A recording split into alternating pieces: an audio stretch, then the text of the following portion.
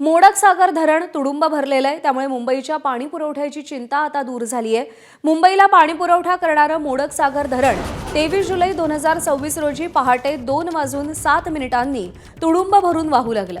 त्यानंतर 2:07 गेट क्रमांक 5 आणि 2:15 वाजता गेट क्रमांक 4 मधून पाण्याचा विसर्ग सुरू करण्यात आला। धरण भरल्यानं मुंबईकरांसाठी ही दिलासादायक बातमी असून वाडा तालुक्यातील वैतरणा नदीकाठच्या गावांना प्रशासनानं सतर्कतेचा इशारा दिलेला आहे।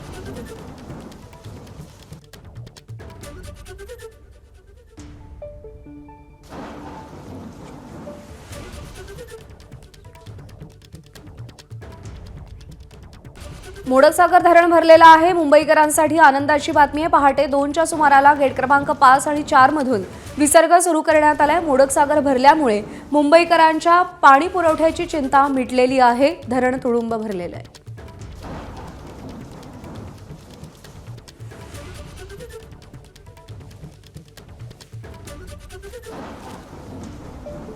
अनिल वर्मा आपले प्रतिनिधी आपल्याला अधिक अपडेट देतील। अनिल, मोडक सागर धरण तुडुंब भरलेलं आहे, मुंबईकरांची चिंता मिटवणारी बातमी आहे। नक्कीच आनंदाची बातमी म्हणावी लागेल, कारण गेल्या काही दिवसांपासून शहापूर भागामध्ये असेल, कसारा भागामध्ये असेल, मोठ्या प्रमाणात जो आहे तो पाऊस कोसळत आहे आणि मुसळधार पावसामुळे धरण क्षेत्रामध्ये पाण्याची पातळी जी आहे ती झपाट्याने वाढलेली आहे। त्यामुळे याआधी आपण बघितलं की तानसा धरण जो आहे तो ओसांडून वाहू लागलेला होता आणि आता मात्र मोडक सागर धरण जो आहे त्यामध्ये देखील मोठ्या प्रमाणात पाणी झाल्यामुळे आता मोडक सागर देखील ओसंडून वाहू लागलेला आहे। त्यामुळे धरणाचे 2 दरवाजे या ठिकाणी उघडण्यात आलेले आहेत। रात्री 2च्या सुमारास या ठिकाणी दरवाजा जो आहे तो उघडण्यात आलेला होता आणि मोठ्या प्रमाणात पाण्याचा विसर्ग जो आहे सुरू आहे।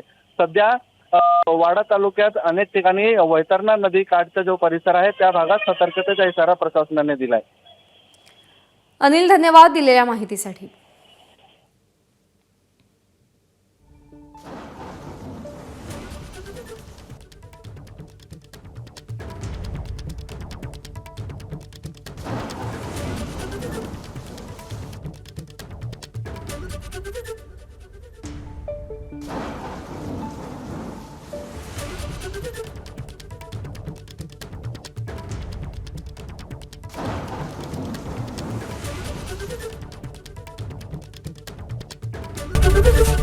एबीपी माझा, उघडा डोळे बघा नीट।